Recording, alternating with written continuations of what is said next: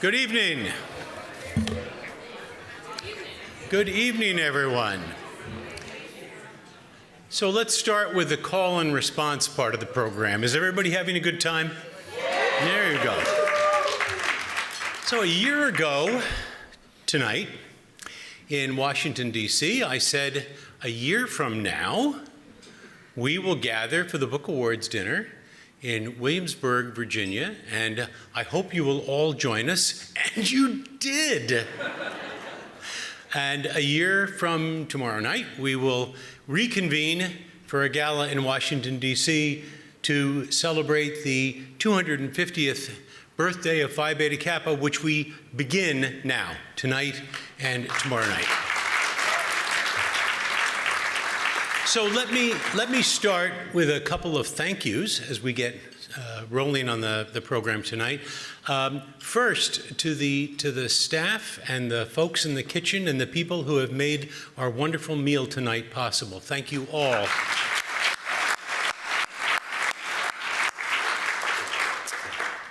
Second, I'd like to thank the members of the Book Award committees who spend their time reading not just the winning books, but now I have to admit, this is not exactly hardship duty. They get to read all these wonderful books, but they do it under some time pressure for us and help us select our winners. So to all of them, some present tonight and many now, around the country, our thanks go to all of them. To the members of the Secretary Circle present tonight, your support is what makes it possible for Phi Beta Kappa to do what it does. And I will say this is the moment that most people who do what I do fear the most, when you start to do individual names, because you don't want to miss anybody. But as the Phi Beta Kappa member and great extraordinary figure Helen Keller said, life's either a daring adventure or nothing at all. So here we go. Present tonight is past, present, and future 15 years of Phi Beta Kappa senior volunteer leadership. 5 former, current, and future presidents of Phi Beta Kappa are present. I'm going to try to do them in chronological order. Let's see how it goes. This is why we don't drink before we speak. Allison Blakely is a senior member of the president's delegation tonight.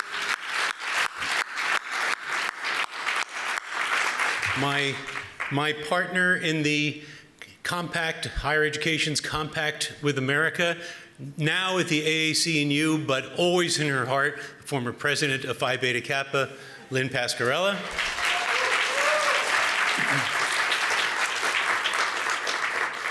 A man who, while he was president of Phi Beta Kappa, said, my term's going to be over and I'm going to move on. And I said, well, you always could agree to be one of the chairs of the Capitol campaign. And he paused, and I said, I'll take that for a yes. And we're grateful that he did. Peter Quimby. Our current wonderful, gifted president, who you got a chance to hear from already, Esther Jones, who when we brought her in as president, knew that you would be president during the semi-quincentennial, and here we are as we launch the semi-quincentennial tonight. And if you're wondering, yes, you practice saying semi-quincentennial in front of the mirror a lot, because I know I'll be saying it a lot this coming year. And the ghost of Christmas yet to come, our next president, our current vice president, Ron Crutcher. Thank you all for your leadership and for the volunteers who support Phi Beta Kappa, who you represent and stand for tonight. Last, and none of the people I just thanked will mind if I say last and most, allow me the point of personal privilege to thank my team, the staff of the Phi Beta Kappa National Office. I would ask you all please to rise and be recognized.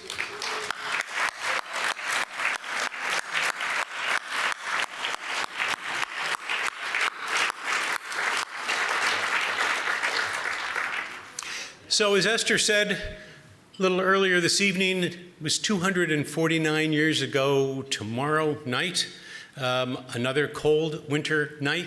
that 5 undergraduates gathered in the iconic story that we tell in the Apollo room of the Raleigh Tavern. When I do induction ceremonies, I often tell the new inductees that you are the member of the oldest honor society in America that was founded in a bar. And they laugh the way you just did. And then I get serious and tell them, and there's a reason for that, and that is most of the radical movements in the 18th century in this country and in Europe started either in coffee houses or bars, taverns. The undergraduates recognize these as the two key beverages of their college careers. But these were the quasi-public places that one could be outside of the prying ears of the crown and of the church, and where they could meet in a way and they could share radical ideas. And so this radical idea that it would be the love of learning that would be the guide, or as I like to say, pilot of their lives, was a radical idea that animated them and speaks to us still, and animates us still. Where do they get this idea from, and where do they get the mission statement from, if you will? Philosophia Bio Kubernetes was a kind of mission statement, that it would be the arts and sciences, what they called literature, that it would be morality, and that it would be friendship that would animate their lives, and the love of learning would be the pilot of their lives. I've asked numerous classicists for a reference or a quote from it. Nobody's come up with a precise quote, which leads me to believe that they did in fact come up with a quote themselves. But the scholar Gregory Mellon shared with me an excerpt from Aristotle's Laus Protrepicus that he has translated, that he says, I'm reading his words now, I think this is where the PBK founders got the idea, if not the exact phrase. And here's what Aristotle wrote. It is clear that the philosopher, now he's using philosopher, translating the same word that we're using for learning. So we could substitute for philosopher lifelong learner. I think that's fair. It is clear that the lifelong learner is the only craftsman to have both laws that are stable and actions that are correct and beautiful. For the lifelong learner is the only one who lives looking towards nature and towards the divine, and just as if he were some good navigator who hitches the first principles of his way of life onto things that are eternal and steadfast, he moors his ship and lives life on his own terms. Well, that's our mission, isn't it? To be good navigators, seeking knowledge and taking action. Our guideposts, our North Star, if you will, the things that are eternal and steadfast. That's how we are to moor the ship of our lives, that they should be lives of meaning and lives of purpose. This is a mission worthy of our challenging times, and yes, worthy of celebration. And when Phi Beta Kappa celebrates, we celebrate with books. It's my great pleasure tonight to present the winners of the 2025 Phi Beta Kappa Book Awards. As is our custom, each award will be presented in the order of the establishment of the prize, and after the presentation of each award, we will have the opportunity to hear from two of the three winners tonight. Our third is not able to be with us tonight. Our interview, discussion, conversation will be taped and will be edited for an upcoming episode of the Key Conversations with Phi Beta Kappa podcast, which I'm happy to say is now in its 8th season and is available wherever you get your podcasts. I have to say things like that. So, with that said, let's begin with the Christian Gauss Award. The Christian Gauss Award is the oldest of the three Phi Beta Kappa Book Awards. It was established by the Phi Beta Kappa Senate in 1950 to recognize outstanding books in the field of literary scholarship or criticism. It is named for the late Christian Gauss, the distinguished Princeton University scholar, teacher, and dean, who served as a member of the Phi Beta Kappa Senate and was one of Esther's predecessors as president of Phi Beta Kappa. It occurs to me, I acknowledge the 5 who are present, but there are several others in mind, so you'll forgive me for a digression. I was emailing this morning with Kate Burhide, who many of you will remember, as a former president of Phi Beta Kappa. She regrets that she cannot be with us. And Kate shared with me that she remembered the story in 2001 for the 225th anniversary of Phi Beta Kappa, also here in Williamsburg. And apparently there was an event at the Raleigh Tavern, and the then president, Joe Gordon, be known to many of you, and Joe I was in touch with today as well. Joe Gordon was presented with a bill by the head of the Raleigh Tavern for the crockery that had been broken by Phi Beta Kappa. Wasn't clear if it was broken 250 years ago or the night before, but or that very night. But I have Kate and Joe in mind, as well as the 5 who are present with us, as well as Christian Gauss, a former president of Phi Beta Kappa.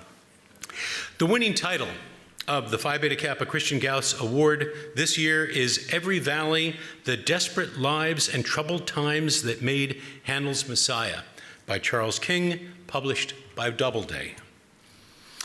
Handel's Messiah. Be honest.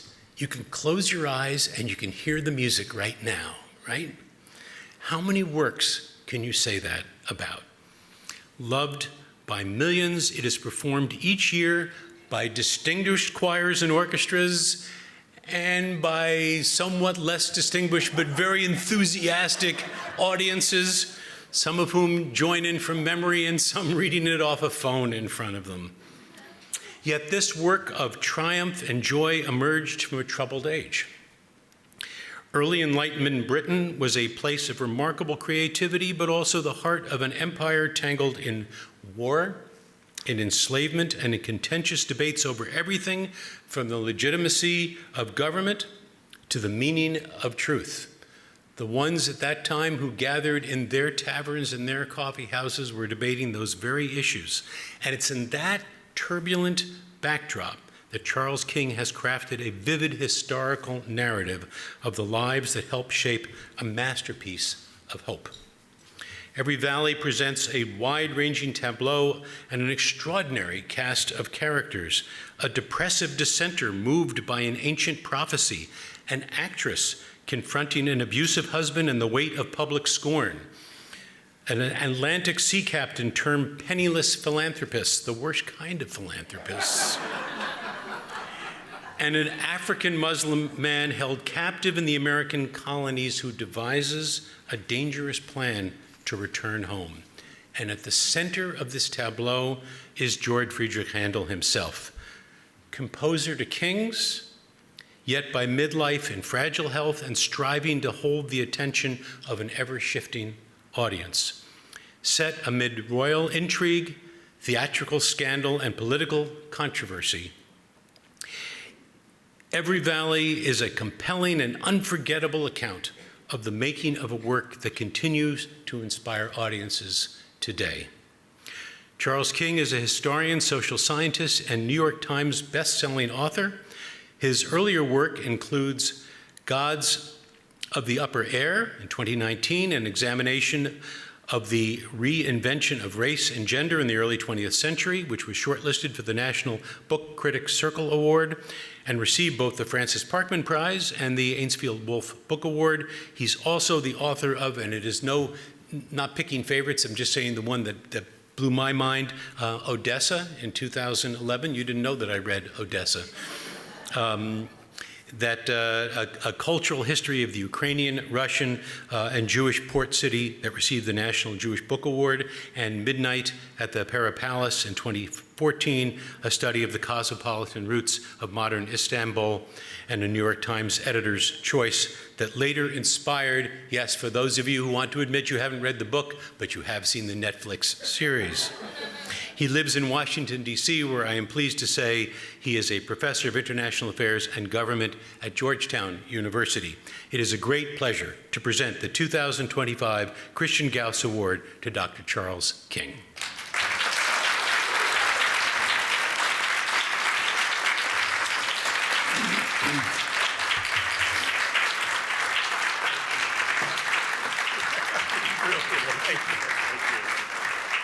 Usually, if we stand still, somebody takes a picture. That's how this usually works. Thank you. Thanks very much. Thanks so much.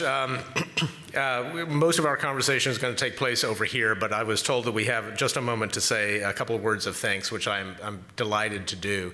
Thank you to the Society. Thank you to the book committee. I've been on a few book committees myself, and I know these things are always very difficult, and I really appreciate the time and energy and effort that you put into it. I'm very moved by this award, not least because I will tell you, when I received my key at the University of Arkansas back in the day, that was in part because of the efforts of the person to whom this book is dedicated, a woman named Pat Ellison, the late Pat Ellison, who was my band teacher in high school.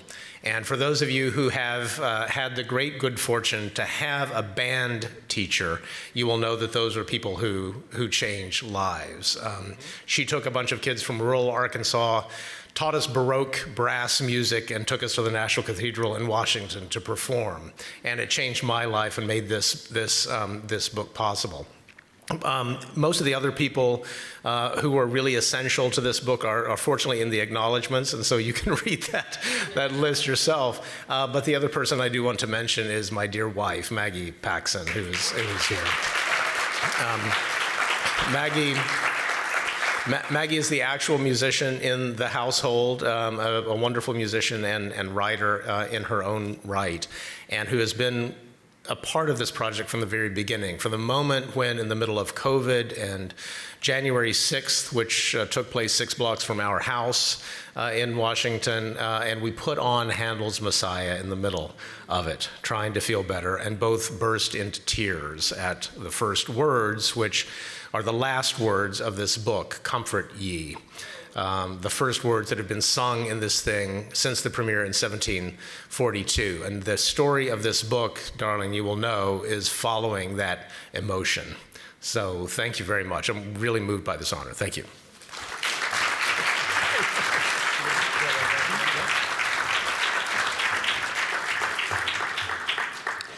We were talking earlier, before we came over, about music teachers and the impact they can have on their life. So wherever Mr. Gula is, I suspect he has passed away by now, was my French horn teacher who taught me the following, and actually my colleagues will understand something about me from hearing this.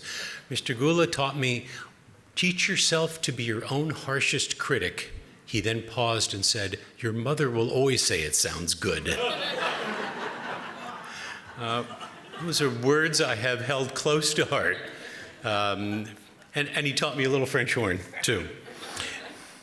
The Phi Beta Kappa Award in Science was established in 1959 to encourage literate and scholarly interpretations of the physical and biological sciences and mathematics. Regrettably, the winner of the 2025 Phi Beta Kappa Award in Science cannot be with us this evening. Nevertheless, we do wish to properly honor this achievement and take a moment to share more about this year's winning title and its distinguished author. The winning title of the Phi Beta Kappa Award in Science this year is What If We Get It Right? Visions of Climate Futures by Ayana Elizabeth Johnson, published by One World. Sometimes the bravest thing we can do while facing an existential crisis is to try to imagine life on the other side of it. This provocative and joyous book maps an inspiring landscape of possible climate futures. Through clear-eyed essays and vibrant conversations infused with data, poetry, and art, Ayana Elizabeth Johnson guides us through solutions and possibilities at the nexus of science, policy, culture, and justice.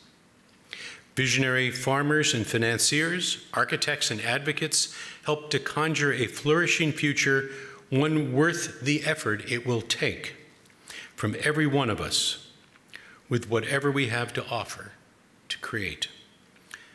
With grace, humor, and humanity, Johnson invites readers to ask and answer this inspiring, challenging, and uplifting question: what if we were to get it right? Dr. Ayana Elizabeth Johnson is a marine biologist, policy expert, writer, and teacher working to help create the best possible climate future. She is co-founder of Urban Ocean Lab, a think tank for the future of coastal cities, and is the Roux Distinguished Scholar at Peter Quimby's alma mater, Bowdoin College. It didn't say in the script Peter Quimby's alma mater. I just happened to know that. She co-edited the best-selling anthology All We Can Save, co-edited and co-hosted the Spotify Gimlet podcast How to Save a Planet, and co-authored The Blue New Deal, a roadmap for including the ocean in climate policy. She earned a BA in environmental science and public policy from Harvard and a PhD in marine biology from the Scripps Institution of Oceanography. She serves on the board of directors of Patagonia and Greenwave and on the advisory board of Environmental Voter Project. It is a great honor for us to honor her with the Phi Beta Kappa Award in Science. She cannot be with us this evening, but we are proud to honor her remarkable contributions and the impact of her work. This award recognizes her dedication, achievements, and the inspiration she provides to the scientific community, and I think it is fair to say, well, well beyond. Congratulations to Dr. Johnson.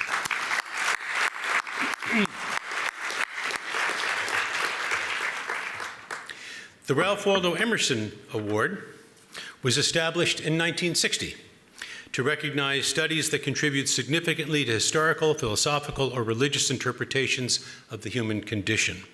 The winner of the Phi Beta Kappa Ralph Waldo Emerson Award is The Invention of Prehistory, Empire, Violence, and Our Obsession with Human Origins by Stefanos Geroulanos, published by Liverite. Humans have long been fascinated by our own origins.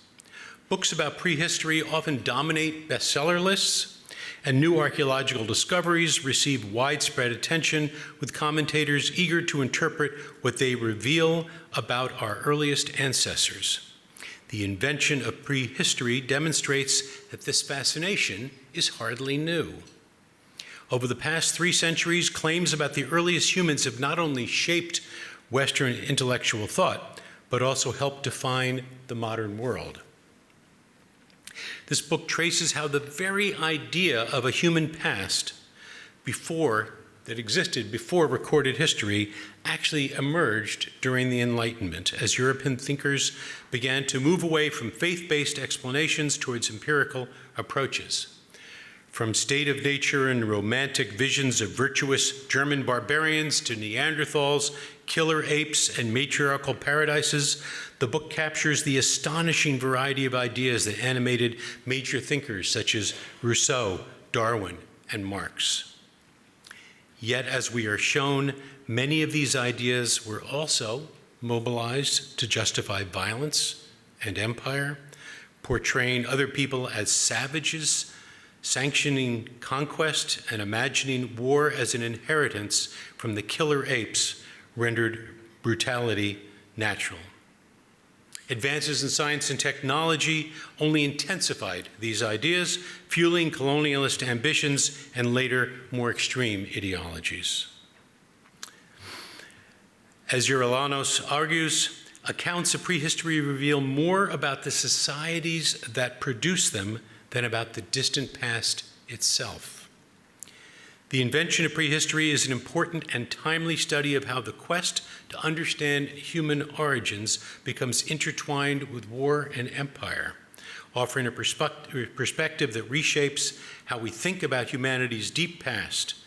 How we describe our past offers powerful insights into our present, insights that are essential if we are to imagine our future. It is my great pleasure to present the 2025 Ralph Waldo Emerson Award to Dr. Stefanos Geroulanos.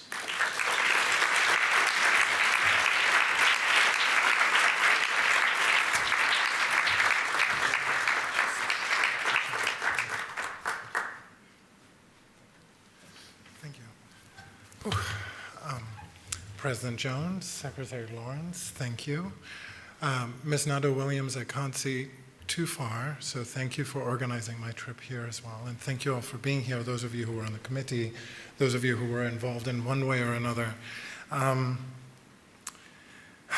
As Secretary Lawrence just explained, I like to work on language. I like to work on concepts. I get excited about the way that they make us do things that we don't necessarily know we're doing until later.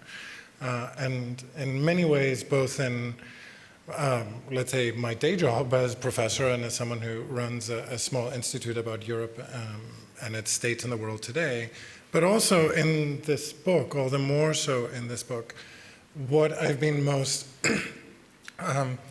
what I'm most interested in is tracking how it is that we think we know certain things, we don't know we know certain things, we watch our knowledge slip away from our fingers, and on other occasions, we know something to be correct, but we don't know what else we've added to it in the process.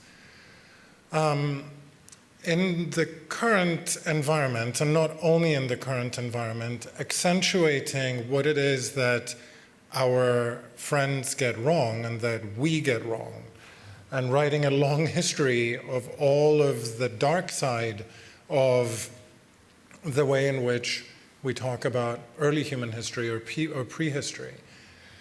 Discussing the sort of deep past and saying, look, we got a lot of this wrong, is not exactly that welcome. We're more asked to say what others get wrong rather than what our friends and we ourselves do.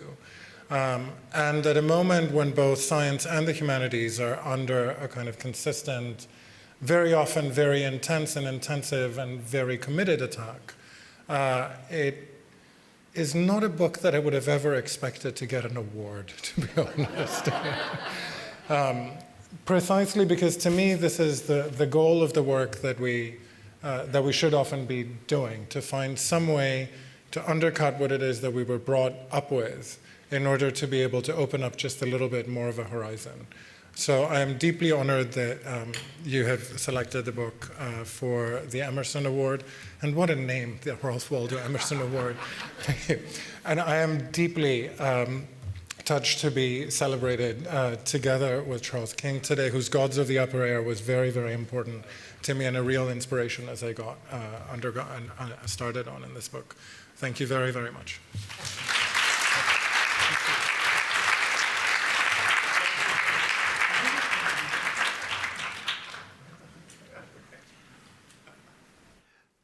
So in some ways, I want to pick up where both of you were talking. Move my chair around, may I? Sure. So I can see you there. Yeah, as long as the photographer can see us, it's fine. If he doesn't take the picture, this never happened. The writer Donald Murray said that all writing is autobiography. Yeah. And I think he was thinking of fiction. It seems to me that it's not just about fiction. It's also all writing, nonfiction as well. And you both alluded to this in your remarks a little bit, but I want to ask you to reflect on partially how you came up with the topic, but also where did it come from? Not just here, but in the heart as well. Charles, let me start with you. Yeah, well, I mean, I mentioned this sort of briefly in my remarks, but Maggie and I were sitting at home in the middle of COVID in our house on Capitol Hill. We had health issues in our family, a serious health issue in our family, and we put on this piece of music, which we had both loved, but we're not great aficionados of it, or even of the Baroque in general. And we just burst into tears when the first accompanied recitative comes on in this thing.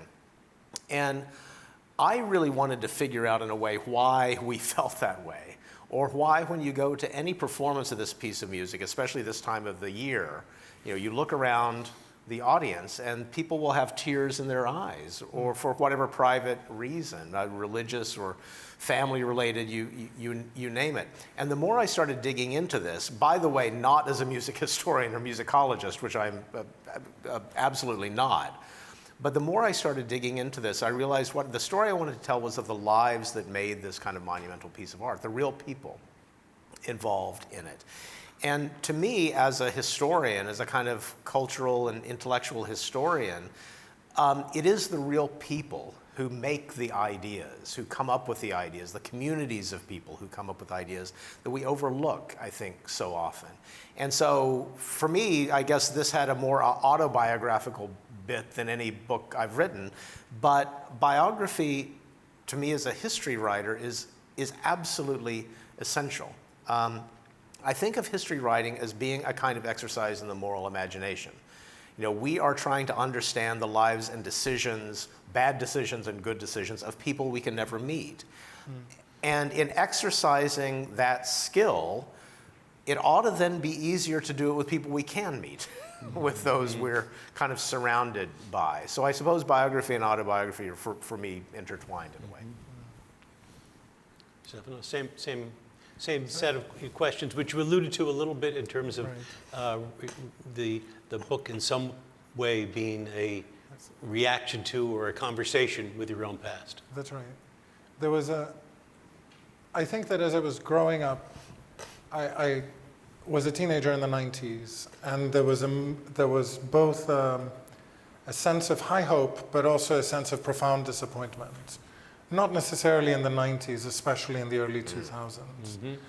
And all of these great terms that I'd been raised with, that were the aspirational bits, human rights, for example, and so on, a real decline began when we could see them weaponized politically. Human rights was not the only one, but there were many others. But the idea that humanism and human dignity had a very unpleasant and dark side, that they could be used politically, was something that really stuck with me in the early projects that I did. And in a way, I kept thinking, you know, the coolest version that I ever had as a child was to learn the sort of grand story of how we, whoever this we was, became human. And I learned that story as a wonderful setup, occasionally with versions of, like, there were some savages over there and some violence over there, but you don't sort of click. That's what I was trying to say before. You don't sort of think about it until you start making.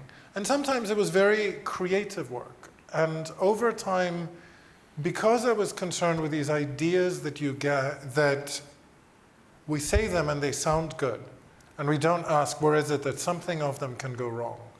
And to further the ideal, we have to criticize them. For that reason, I ended up starting to ask, what exactly is it that happened? The other story is a little more prosaic. I had to teach a class for the history, on behalf of the history department, for NYU's core program, which would require 120 students. And I had no idea what to do. And so suddenly I could pick all the people I wanted to teach to come to this. But I had no plan around it. So it all came around really around 2020, really in the middle of the pandemic, where there was a sense of, what is all this for? Where is it that all these great voices, you know, now we have David Attenborough, we hear that voice of authority and it's so meaningful. I grew up with Jacques-Yves Cousteau and it was such a meaningful voice. And then there are people who have come later and they try their best. None of this book says that these are horrible people. But there is a way in which we commit to things that we don't know what they are. And I wanted to produce a scenario that said, for all these good things with a dark underside, I'd like to know how it is that it works. Talk about the voices, and I think of in Charles, in your book, the cast of characters, the extraordinary cast of characters. I mean, if it were fiction, you know, an editor might say, don't you think you're overdoing it a little bit? Except they're the real characters. Except they're real, yeah.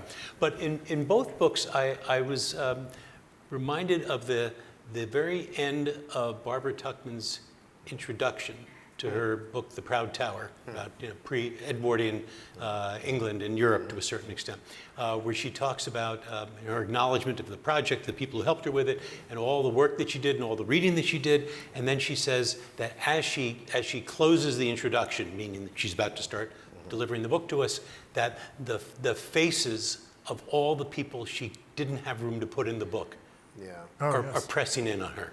Yes. It's a very powerful image, I thought. And I had the image that she must have been living with all of these people for so long, and she had to say to some of them, you don't make it. You don't make the cut. So you're in dialogue, as it were, with lots of people, back to the Enlightenment, thinking about prehistory, what prehistory means. How did you decide who were the voices who were going to be in and who were the voices who were going to be out? And Charles, of course, I'm going to ask you a similar question. That, we get this, dramatis personae around Handel. Yeah. But some people are in and some people were out. Yeah. Oh, that's such a difficult question. It was so there were the more famous people where something had to be clearly they had to be part of it. You can't write the story without Darwin. You can't write it without Freud. Not that I would want to, but they were crucial enough and influential enough. And then at some point I thought I don't really like to write about people. In this case, I'd like to write about the words that they used. And so I started picking particular words that I would find repeated. And so, for example, bomb them back to the Stone Age as an expression from the 1960s all the way to the 2000s. The savage beneath the thin veneer of civilization. That's a really difficult one to research, by the way. Most of it ended up being about vernissage. But so I picked the word primitive, Neanderthals, not what Neanderthals were, but what is it that people describe them as having been. And then it really bloomed because I didn't need to contribute to literature about Darwin. There's so much of it, but there is a way in which he plays a role. And people and ideas become enmeshed so that they push each other in this story. And that was the part that became more important to me to go on. Now then you can say there's the same selection problem, then what do you do?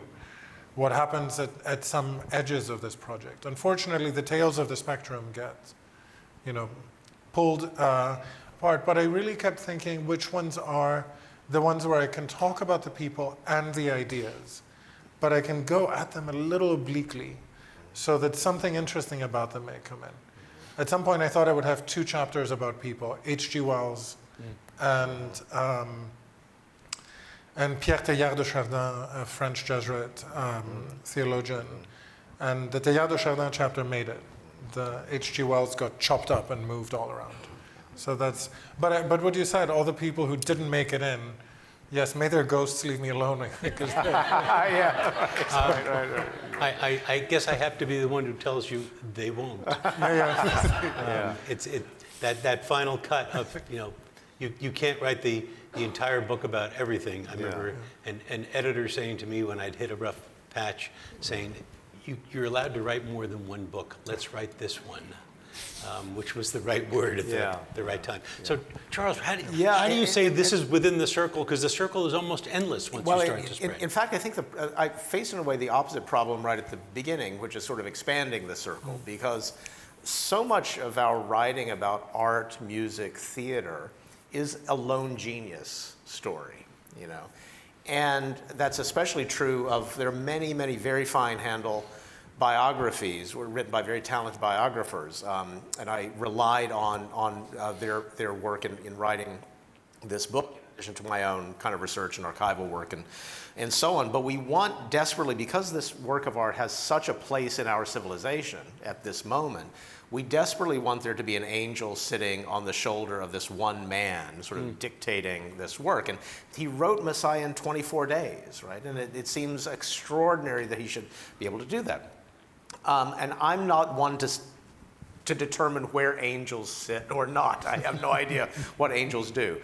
But I did know that I wanted to write about an entire world, a set of ideas in the Enlightenment. I wanted to think about the Enlightenment differently, right? Not as this sort of Western Civ version of rationality and the triumph of reason, but this moment when everyone is trying to figure out how you manage catastrophe, right? Which is one of the great themes of the 18th century. The fact that our toolbox for managing catastrophe may be a bit larger than we had thought.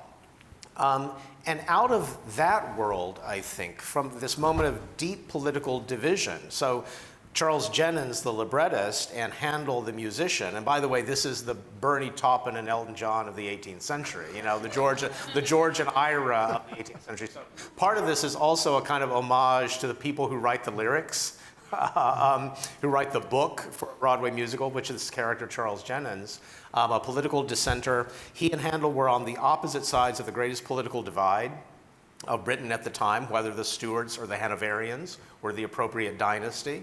So Jennens was a closet Jacobite and non-juror. Handel was in service to the king as court composer, and that divide, you know, made the divides of our moment look pretty shallow, to be honest. That was a very, very serious religious and political problem. So I wanted to expand the circle of people, all of whom were connected. I will say the one that I was very moved by all of these characters, but the one I thought was absolutely essential to include is I wanted somebody who would tell the story of enslavement in this moment and the dependence of art and architecture and music on the proceeds of the forced trafficking of human beings across the Atlantic. And lo and behold, there is this character, Ayuba Jallo, who was sold on the docks of Annapolis, who was enslaved on the eastern shore of Maryland, whose portrait now resides at the Revolution Museum in Yorktown, one of only 2 copies of a portrait we have of him. The other is in the National Portrait Gallery in London, and whose life parallels the entire story of Messiah itself, which is the story about a returning prince. Because he writes one of the very first freedom narratives that we have, or he dictates it, I should say. It becomes absolutely essential to the abolition movement later in the 18th century and then into the 19th century. And he's one of the very, very few people whose story we can follow from enslavement to the colonies and back home, because he returns to Senegambia. The thing I discovered, just the last point, the thing I discovered in writing this book, which nobody had ever had remarked on, is he and Charles Jennens, the librettist to Messiah, appear on the same document, which is astonishing. It's the membership list of, this is appropriate here, of a learned society, of a thing called the Spalding Gentlemen's Society, which was a regional learned society in the 18th century that Jallo, once he had been freed and spent time in London before going back to Senegambia, was also a member. They're 2 lines apart on the same membership list. Yeah. Wow. That's a eureka moment. It was a eureka moment. Absolutely right. I mean, you think you're the one making the connections, and you realize you're doing all you can just to keep up. That's right. Yeah. Oh, the thing that particularly struck me in your descriptions of his story, and it's something that late scholarship I think is catching up on, is the enslaved person not as object, but a subject. Yes, that's right. right. That he is the author of his own story, not someone to whom something happens. It's often enslaved people are portrayed as human beings to whom all these things happen. Yeah. And I assume you quite consciously made him the author of his own story. And he, in fact, his portrait is one of the first portraits of an African individual looking out at the viewer. It's a really remarkable, beautiful portrait in the National Portrait Gallery. It was painted by William Hoare, one of the great portraitists of the 1730s.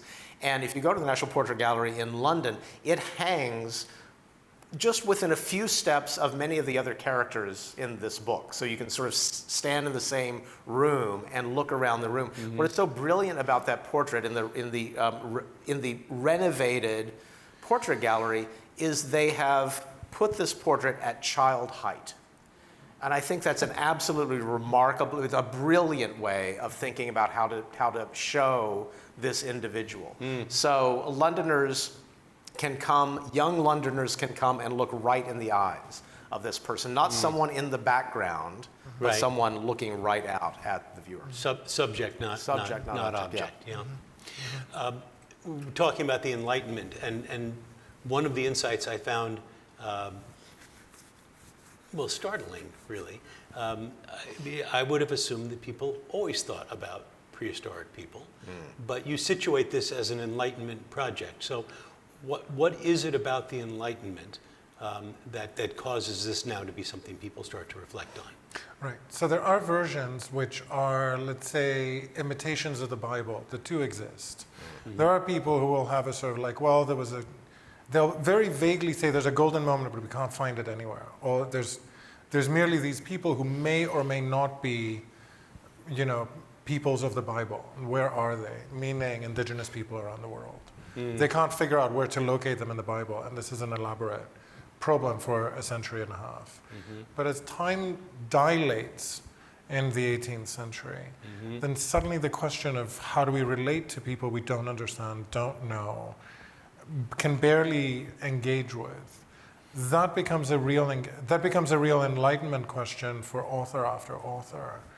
And the key figure for me really is Rousseau trying to figure out some way out of the conundrums that he's in, and saying, like, actually, really the state of nature is the golden moment, is the golden age. Everything else is a form of decline. And yes, there are different versions of this, but that golden age is what's really been lost. So for me, it was less that there's an awakening in the Enlightenment than that it's a little bit like the tension has gotten worse and worse and worse, and suddenly you get somebody solving it. They solve it for 1 second, then it gets undone again.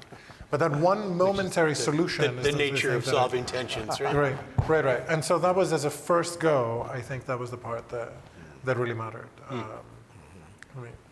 So when I spoke to each of you to tell you that you'd won the award, and that we were going to be doing this talk tonight, I told you that part of the challenge, if you will, the fun of it for me, is the through lines through the books. Yeah. And it was easy, obviously, with these two, I think.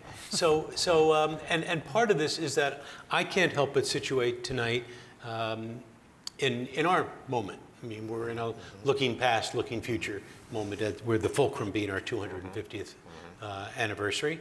And it seems to me that both books are ultimately about something like the past.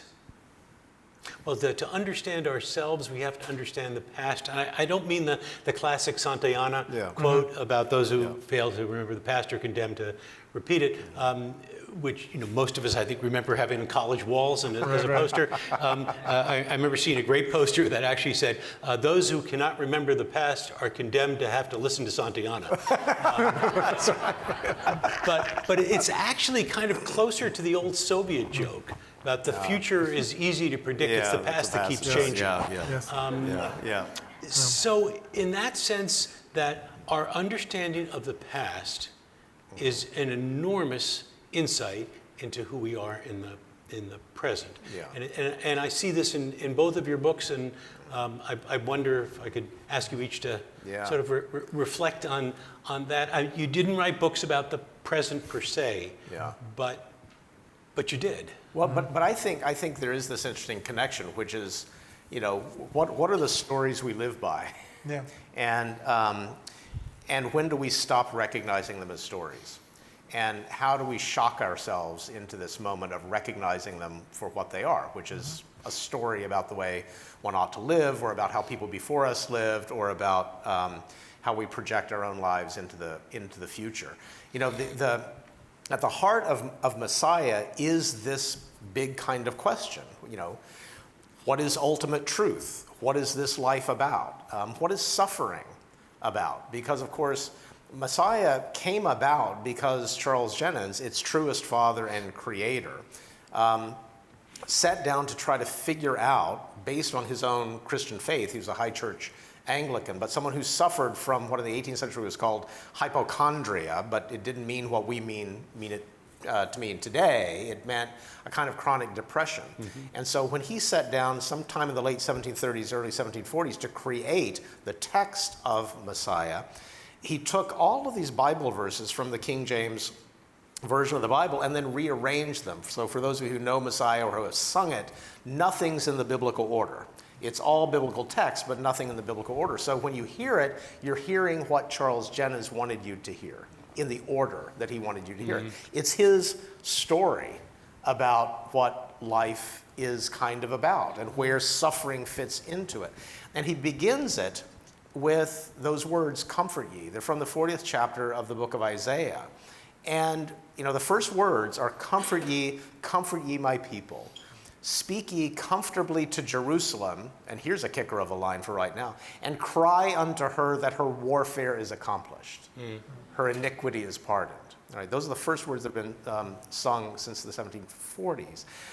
And it's Jennings' way of telling this story that what if you began your day, your week, your life with an assurance that things are going to be okay, and then worked backward from that, right? Reason against experience rather than in line with experience. Also a very Enlightenment idea, actually.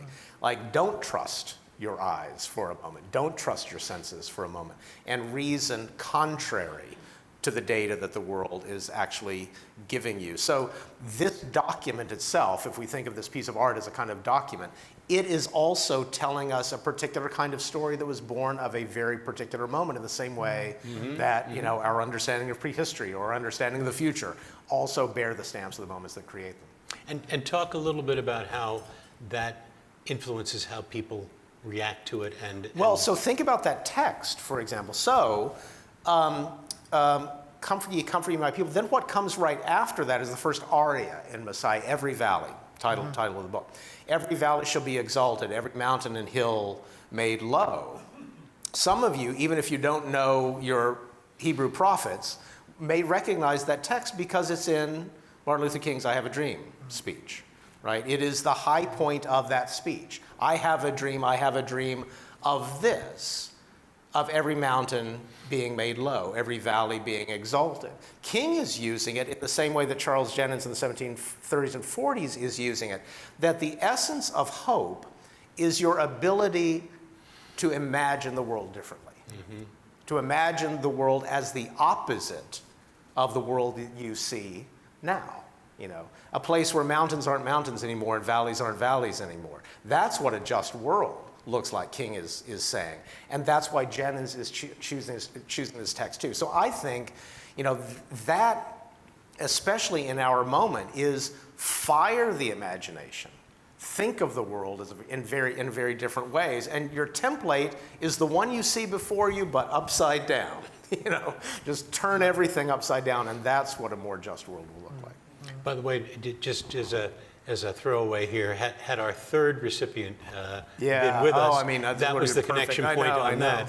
That it is her book is in fact is a perfectly good line that I am going to use it apparently. It's an extended, scientific, environmentally focused version of comfort ye my people. Right? But I promise I'm going to come back to you in a second. I'd rather listen, actually. Put it differently, you're not going to get off that easily. I'll sit back up. The question is, do we understand, did they understand, and we relating to the text, understand comfort ye as a kind of, trust fall into the future, or as a moral imperative that says, comfort ye, but you better get to work? Oh, yeah, exactly right. That's a great question because, members of Phi Beta Kappa will understand the importance of a comma. Boy, you got the right crowd, brother. So I got the right crowd. There aren't a lot of houses we can get away with that. So you go to that biblical text, and Jennings knew this. I mean, he knew his Bible. There is no comma after ye in that text. It is not comfort ye, comma, my people. In other words, you people out there, be comforted. It's a command, right? The prophet Isaiah is commanding, actually the king in this case, but commanding you be the one. You be the one to do it. You comfort my people. And I think, again, you think about the context of this terribly depressed man in the middle of a politically divided society. He himself had not taken the oath of allegiance to the new Hanoverians, so he couldn't take a university degree. He couldn't sit in parliament. He couldn't approach the bar. He had all of this world was closed off to him. But he's sort of telling himself that it depends on me. The first words are, it's my job to bring hope into the world, not to trust fall back into it. And of course, the very placement of the comma Yeah. is a normative exercise because in the Hebrew, there is no punctuation. Well, there you are. So King James is going to put punctuation in. The King James Version will, That's right. but the Hebrew Bible will not. Yeah. And so that act of deciding where the punctuation is going to go, you can't do that based on original intent, Right, whatever exactly, that would mean in this context. Exactly. So in some ways, my question is a setup from your thesis that we understand ourselves by how we see prehistory, but reflect a little bit on what that says about our moment and the view of prehistory now, and how that is similar or different to the Enlightenment, the Romantic period of the 19th century, and how our sense of the past evolves, Right. talking about us. So there's a wrong way to read the book, and I think the book makes this case in quite some detail, which is to say they had it wrong, and now we have it right. And the reality is we do know a lot more. We know a lot more about, genomes of hominids and the relationships between them. We know a lot more about what they consumed. We know a lot better how large their trade networks were. But we don't know anything that we would accept as knowledge about people living today. With the people living today, we would ask anthropologists to be able to give us extraordinary lists of what goes into life. None of this happens when we talk about prehistory because it's structurally nearly impossible. There are some details out of which you can pull a lot, but that's it. So the point that I'm trying to make out of this is I wanted to produce an account that had a similar sense that requires hope, but that requires skepticism more than anything. And especially that we do know a lot, but then we fill in the blanks. We understand a lot about how it is that, a certain tool user would have lived, or cave painters would have worked. But then we fill in the rest of it because that's the way that we think. We know certain things, and then we close the picture. Now, this is, for me, a very contemporary problem, because right now we are consistently asked to know and to give a full picture without skepticism, opposed to people who disagree with us, and that there is something of a kind of oomph to this. Now, I do think that this is not the same. This isn't like to relativize different positions. Someone with a certain position in the current government who thinks vaccines are crap is not somebody to be taken seriously in terms of knowledge. But there is a reality, but then we have to be able to ask, and so this is the part that I find myself doing, why did we end up with that person being possible and that level of power and anti-scientific commitments being possible? What is it that convinced people that maybe there is something hollowed out about science and about the way that we go, and the way that we go about our lives? And so there's something of that effort in the book, not to say scientific results are untrue, but to say that we complete them. As I said before, the lights are bright, I can't see a certain point past the room, and so I fill in what my visual field looks like. We all do it on a daily basis. So what is it that we don't see, and what is it that we overinterpret so that we need to get our own point through? Now, this isn't a panacea, but it's just something.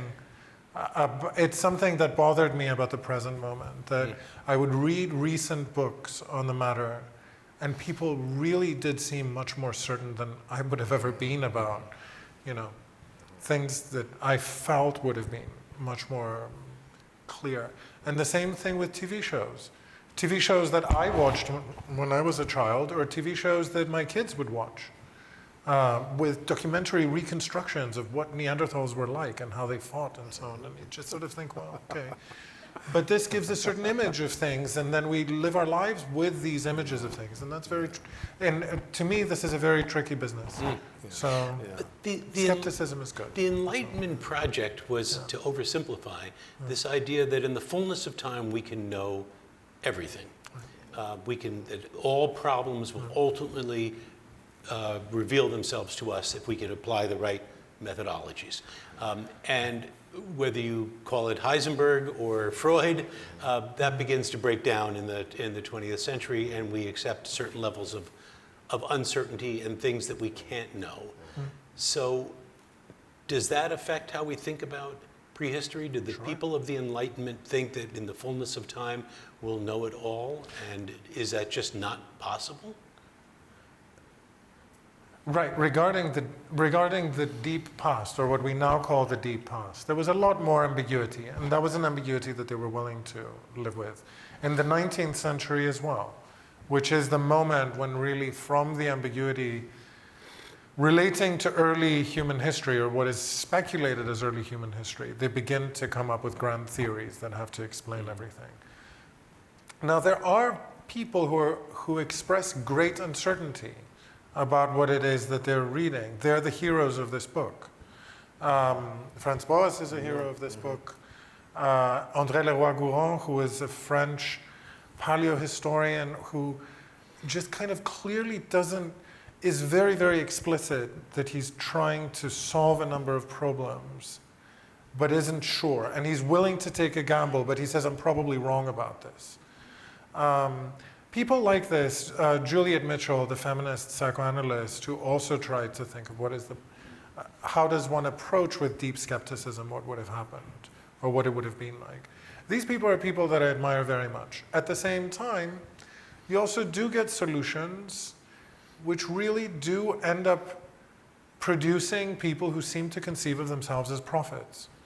And I don't mean in the H.G. Wells prophesying a world state example. I mean it as people who do write today have extraordinarily harsh things to say about, progress and the people living outside of it. See, the question now is, when you can't say primitive anymore, and when you have to say native people or indigenous people, how do you kind of celebrate progress but avoid having to deal with that niggly side of how you go about it? So you get people who do have this position, and these people sell millions of books. Not like, it's nice to get a book sold, but like they write to sell millions of copies. And I think that that's a very, very dangerous position that follows. That it's this need for a kind of, we got it all. Right. Homo Deus, better angels of our nature kind of life, where everything can be simplified for a thesis, not for knowledge, but for a thesis to come through. That is not an encyclopedia. And not being willing to accept the unavoidable messiness of discovery and taking the false security of a certainty. Right. Not to name names, but at least to not to name names, that's right. That's it. Not to name names is usually followed with a but and a name. I sort of did that in advance, but I tried to be sly about it. So. They heard. That's right. Charles, I want to come back to somebody you talked about, but it could be a different somebody that you want to talk about now. One of the things I always do in induction ceremonies, Phi Beta Kappa induction ceremonies, is I tell the inductees that by dint of the fact that you're sitting here, I know three things about you. One is you got yourself into one of only 290 plus schools that have a chapter. For that, you should be very proud. Second, you challenged yourself, took a broad program, diverse course program, and succeeded at the highest level, and for that you should certainly be proud. And the third, for which you cannot be proud, you can only be grateful, is that you've been blessed. Somebody played a role in your life, somebody said the right word at the right time, and it never fails when I do this, because when I do it, I'm reading the room with my eyes, and you can see numerous people sort of get this look staring off, and I then would usually say, some of you are thinking of that person right now. And then I always get this look like, how did you know that? Because we all have those people. So you talked a little bit about your band teacher. And you may want to tell us a little more about your band teacher, or somebody else who said the right word at the right time that you look back on it now and you say, that was actually pretty formative. Yeah, I mean, I had extraordinary teachers growing up. I mean, I grew up on a farm in Arkansas, northwest Arkansas, and went to our local high school. And I look back now, being in the profession of changing young minds and trying to open them. And I think of the extraordinary extra effort that people had to expend on me and willingly spent on me. As I was the first person in my extended family to go to college, and I grew up in a Southern Pentecostal church. And so, I mean, it's odd writing about Handel now because I think of myself as being on the Sufi end of Christianity, and writing about this very high church Anglican, very sophisticated, lace cuff sort of work of art. So it's very far away from my experience as a kid. But I had teachers who, drove us to the science fair, and who came in on Saturdays and Sundays, and who came in early and stayed late purely for the purpose of changing somebody's mind about something. And I think, that is the opposite of this big think kind of approach to history or the past. It's the cultivation of uncertainty.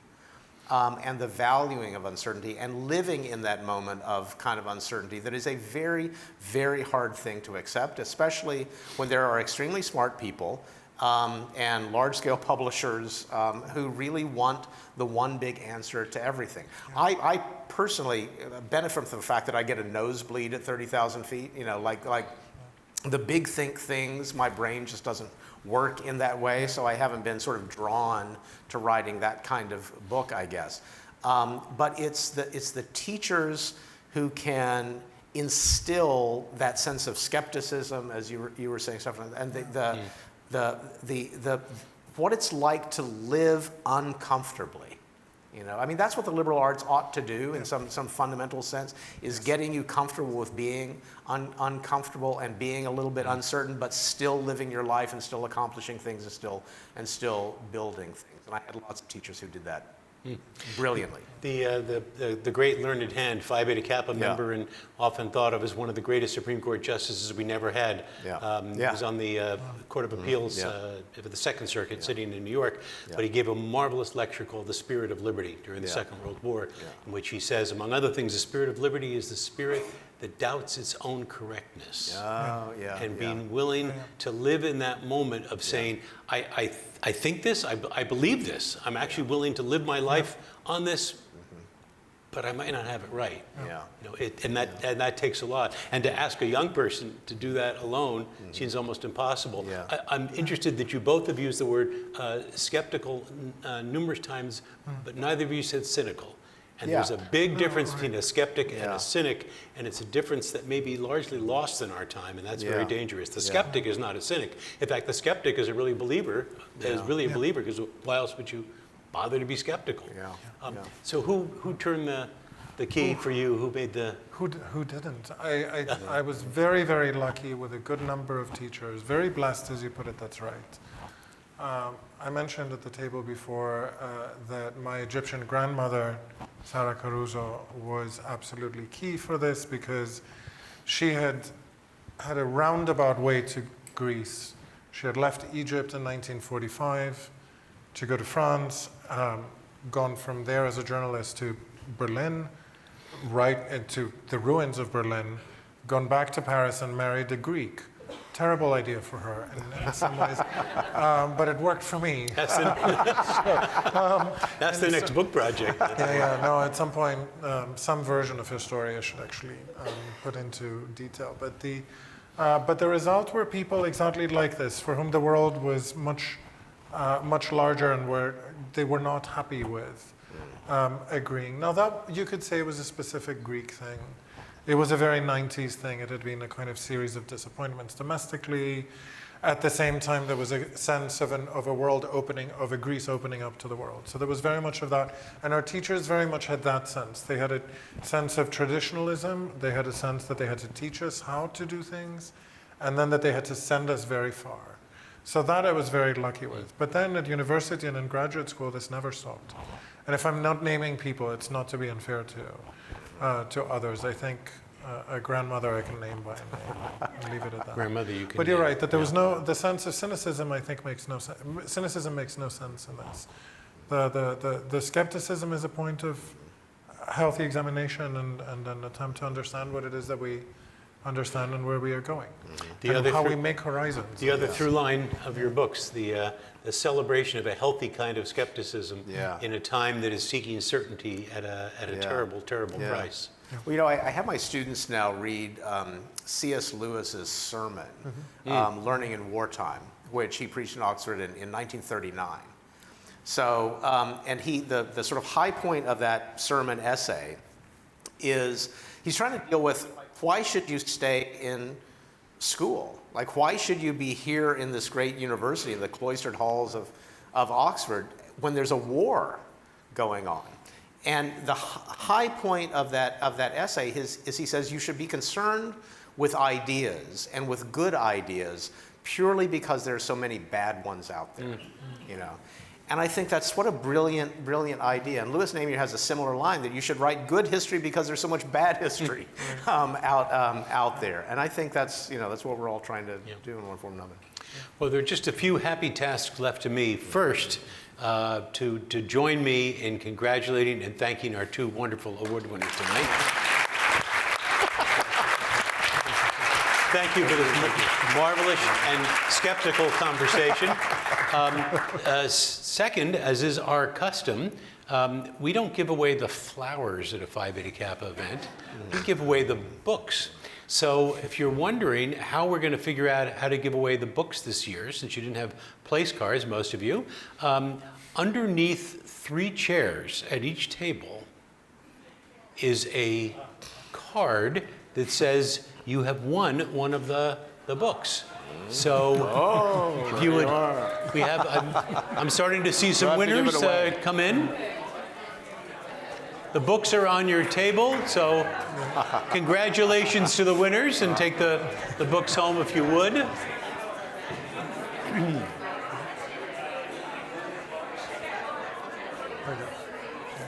Honestly, is there another event where this could be? They're turning the chairs. Thank you. That's very cool. You're gonna have to pay for those. You're gonna have to pay for those chairs.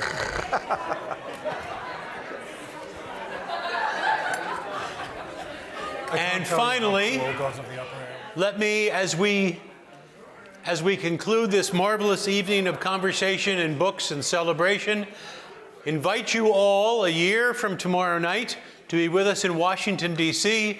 for the celebration of Phi Beta Kappa's 250th birthday, the celebration of which begins tonight. Thank you and good night. Thank you.